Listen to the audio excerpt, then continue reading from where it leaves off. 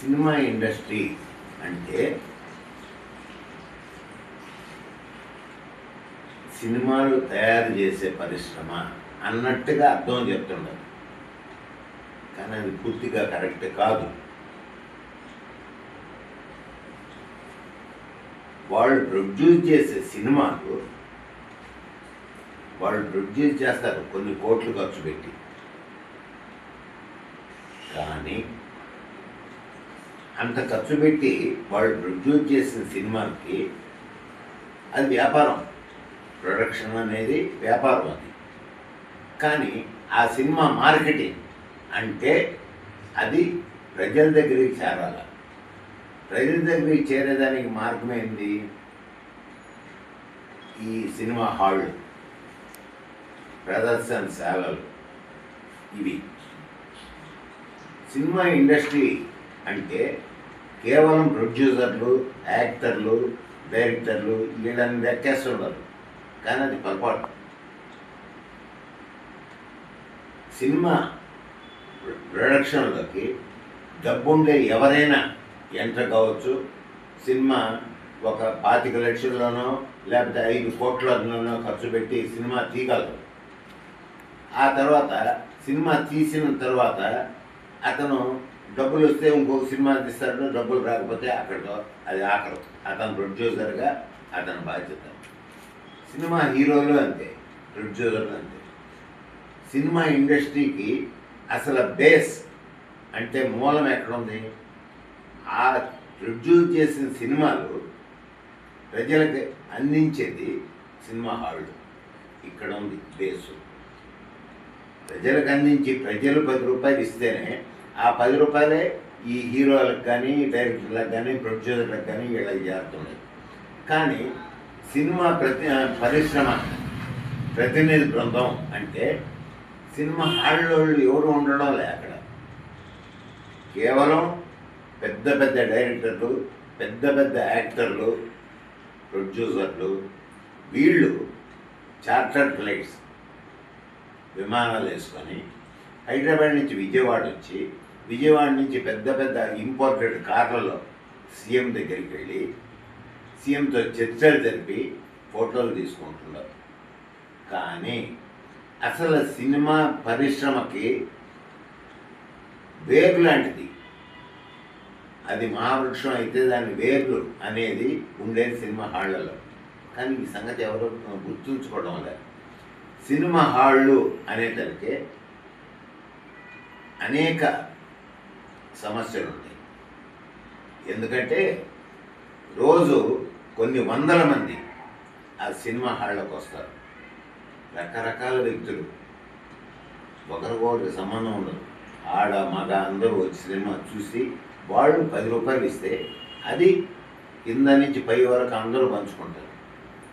కాబట్టి సినిమా ఇండస్ట్రీకి పట్టు కొమ్మ అనండి, లేకపోతే మూల వేరు అనండి, అది సినిమా హాళ్ళు.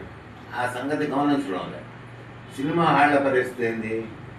ఈనాడు అనేక థియేటర్లు కొట్టేయడం, షాపింగ్ మాల్స్ కింద, మల్టీప్లెక్స్ల కింద రకరకాలుగా మారిపోయినాయి. ఒకప్పుడు ఇదే నాయుడుపేటలో 4 థియేటర్లు రన్ అవుతుండేది, 4 హాళ్ళు, సినిమా హాళ్ళు. తర్వాత 2 థియేటర్లు మూతపడిపోయినాయి, కొట్టేసినారు, వేరే ఏదో బిజినెస్లు మార్చుకున్నారు. 2 థియేటర్లు ఉన్నాయి ఇప్పుడు 2. కానీ ఆ 2 థియేటర్లు కూడా నడవడం కష్టంగా ఉంది. ఒకరోజు సినిమా పడితే ఇంకో రోజు పడడంలే, ఒక ఆట పడితే ఇంకో ఆట పడడంలే. సినిమా హాళ్ళు ఈ పరిస్థితికి వచ్చిన దానికి ముందు చూపు లేకపోవడం, ఎవరి ప్రాధాన్యత ఎంత అని గుర్తించకపోవడం అనేది మూల కారణం.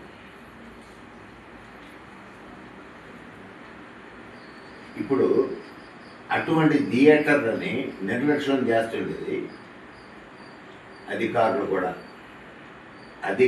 కూడా పూర్తి బాధ్యత వాళ్ళది కూడా. సినిమా హాలు లైసెన్స్ రెన్యువల్ అనేది 2 సంవత్సరాలకు 3 సంవత్సరాలకు ఒకసారి జరుగుతూ ఉంటుంది.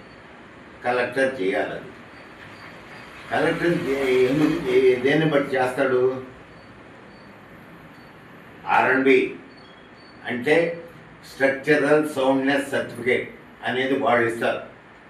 అంటే ఈ బిల్డింగ్ బాగుంది, కూలిపోదు, పటిష్టంగా ఉంది అనే దానికి R&B. ఎలక్ట్రికల్ ఇన్స్పెక్టెడ్ అంటే దీని వైరింగ్ ఇదంతా బాగుంది, అగ్ని ప్రమాదాలు జరగకుండా అవన్నీ, అగ్ని ప్రమాదం జరిగితే తీసుకోవాల్సిన జాగ్రత్తలు, అది నీటి సదుపాయం కానీ లేకపోతే ఫైర్ ఎక్స్టింగ్విషర్స్ కానీ ఇవన్నీ సక్రమంగా ఉన్నాయి అని వాళ్ళ సర్టిఫికేటు.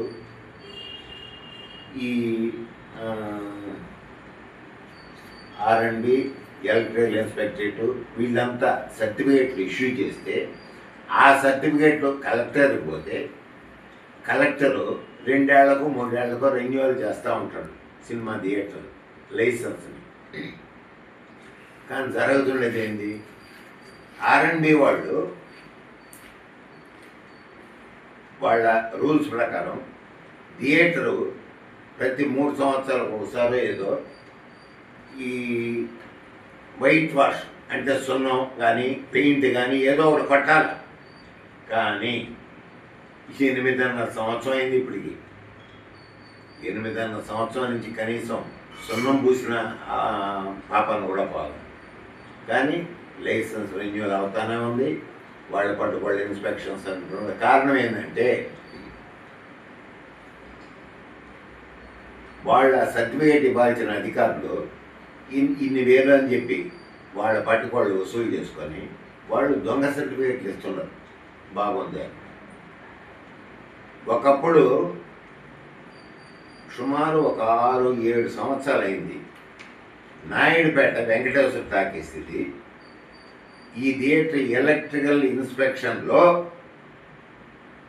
దీనికి లైట్నింగ్ అరెస్టర్ బిగించాలా అని రాసింది. చూసుకోండి రికార్డులు ఉంటే. ఆ రికార్డులన్నీ ఉండదో తగలబెట్టేస్తున్నారు, నాకు అర్థం కాదు. కానీ 7 సంవత్సరాల నుంచి థియేటర్ లైసెన్స్ రెన్యువల్ అవుతానే ఉంది, థియేటర్ రన్ అవుతానే ఉంది. రేపు పొరపాటున పిడుగుబాటుకి ఏదైనా నష్టం వస్తే, ఏదైనా నష్టం జరిగితే ప్రజలకి ఎవరు బాధ్యత వహిస్తారో తెలియదు. థియేటర్ల పరిస్థితికి సగం కారణం అధికారుల నిర్లక్ష్యం, అవినీతి. థియేటర్ అంటే 10 మంది వచ్చిపోయేది, ప్రతిరోజు వస్తారు కొన్ని వందల మంది. వాళ్ళ భద్రత, వాళ్ళ సేఫ్టీ గురించి ఆలోచించాల్సిన డిపార్ట్మెంట్లు కూడా 10 రూపాయలు తీసుకొని లైసెన్స్ రెన్యువల్కి రికమెండ్ చేస్తున్నారు. అంటే పైగా థియేటరు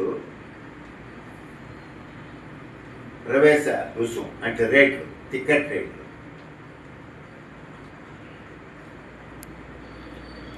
అది ప్రభుత్వం నడిపే పెద్దల వల్ల కావచ్చు, ప్రభుత్వంలో ఉండే పెద్ద పెద్ద ఆఫీసర్లు IASలు IPSలు చదివిన వాళ్ళు ఉంటున్నారు. కానీ ఒక సినిమాకు ప్రవేశ రుసుము పెంచేదానికి కారణం ఏంది అనేది ఒక్కడన్నా ఆలోచిస్తున్నాడా? మాకు అధికారం ఉంది, మేము పెంచేస్తున్నాం. ఎంత అండి? 10 రోజుల పాటు అసలు రేటు 100 రూపాయలు ఉంటే థియేటరు టికెట్ రేటు 250 పెట్టుకోండి, 300 పెట్టుకోండి, లేకపోతే 500 పెట్టుకొని అమ్ముకోండి టికెట్లు అని పర్మిషన్ ఇస్తున్నారు. అంటే ఏమనుకోవాలి? ఏమాత్రం సమంజసమేనా ఇది?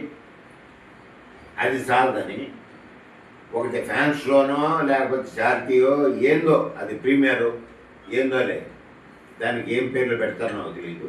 ఆ షోకి ఒక్క టికెట్ రేటు 1000 రూపాయలకి, ఒక్క టికెట్ 100 రూపాయలు చేసే టికెట్ని 1000 రూపాయలకు అమ్ముకునేదానికి పర్మిషన్ ఇస్తుంది గవర్నమెంట్. ఎట్టేస్తుంది? ఏం చూసి, ఏ కారణంతో, ఏ కారణం చెప్తారు వాళ్ళు? మాకు అధికారం ఉంది, మేము ఇస్తున్నామని ఇస్తారా? ప్రజల్లో అభిమానులు ఉంటారు, అభిమానుల్లో వీరావేశం ఎక్కువ. ఆ వీరావేశాన్ని, ఆ క్రేజ్ని సొమ్ము చేసుకోవాలనే దుర్బుద్ధి పరిపాలకులకి సరే ఉండొచ్చు, కనీసం ఆ ఆర్డర్ల మీద సంఘం పెట్టి ఐఏఎస్లు ఐపీఎస్లు నిద్రపోతున్నారా? వాళ్ళకు కూడా కనీస జ్ఞానం లేదా? ఇంగిత జ్ఞానం ఏమాత్రం ఉందా? ఎట్టిస్తున్నారు 100 రూపాయలు చేసి ఇక్కడ 1000 రూపాయలకు అమ్ముకోండి ఒక షోకని. అంటే అభిమానులు వాళ్ళ వీరావేశం, పిచ్చి అభిమానం అనేదాన్ని సొమ్ము చేసుకునే దానికి ఇస్తున్నారు. ఇవన్నీ చెప్పిన ఎవరు పట్టించుకోవడం? ఎట్టిస్తారు రేట్లు? థియేటర్లు ఈనాడు నాయుడుపేటలో 2 థియేటర్లు సురేష్ ప్రొడక్షన్స్ వాళ్ళు రన్ చేస్తున్నారు. సురేష్ ప్రొడక్షన్స్ పెద్ద నిర్మాణ సంస్థ రామానాయుడు గారిది స్థాపించింది. కానీ సినిమా ప్రొడక్షన్ వేరు, సినిమా హాల్ రన్నింగ్ వేరు. సినిమా హాల్లో సాధారణ ప్రజానీకం వచ్చినప్పుడు వాళ్ళలో కొంతమంది తాగేసి వస్తారు, కొంతమంది ఏదో చీట్ చేస్తారు, కొన్ని తప్పులు చేస్తారు. అవన్నిటినీ ఆటుపోట్లు, తిట్లు, కొట్టడాలు ఎన్ని ఉంటాయి.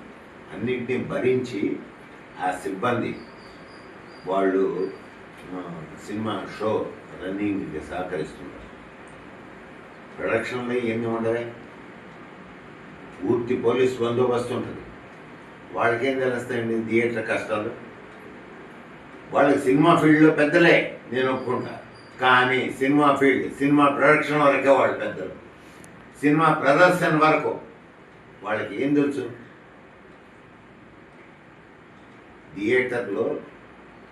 థియేటర్లో అనేది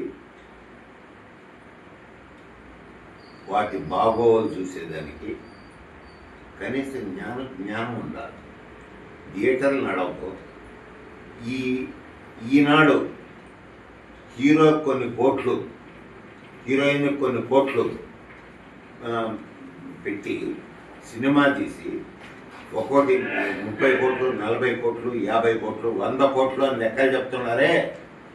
సినిమా హాళ్ళు అసలే జరగకుండా, సినిమా హాళ్ళు అనేవి లేకుండా ఇదే రకంగా మూతపడితే తీగలరా పిక్చర్ లేడు? ఈ కోట్లు ఖర్చు పెట్టి అంతంత బడ్జెట్ సినిమాలు తీయగలరా? కేవలం ఓటీటీలు, ఓపీటీలు ఏదో ఉన్నాయి, వాటికి సినిమాలు ఇచ్చుకొని, వాటికి సినిమాలు అమ్ముకొని, సినిమాలు వాళ్ళు పెట్టిన పెట్టుబడులకి వాటికి న్యాయం జరగదా? ధైర్యం చేయగలరా? ఆలోచిస్తున్నారా ఒక్కరన్నా? సినిమా రిలీజ్ అయిన తర్వాత 1 నెలలోనే అది ఓటీటీయో ఇంకొక ప్లాట్ఫామ్ అని ఏదో ప్లాట్ఫామ్ పేరు పెట్టి రిలీజ్ చేస్తున్నారు. దానికి నియంత్రణ పడలేదా? దాంతో సినిమాలకు వచ్చే జనం తగ్గిపోతున్నారు. దాంట్లో చూసుకోవచ్చులే, మనం ఇంట్లో కూర్చొని చూసుకోవచ్చు, 50 మంది 100 మంది చూసుకోవచ్చు, కేవలం ఒక 300-400 పెట్టేస్తే సంవత్సరం పాటు వస్తూ ఉంటాయి అన్ని సినిమాలు అనే దాంతో సినిమా వాళ్ళకి జనం తగ్గుతున్నారు. సినిమా వాళ్ళకి జనం తగ్గితే సినిమా వాళ్ళు మూతపడతాయి.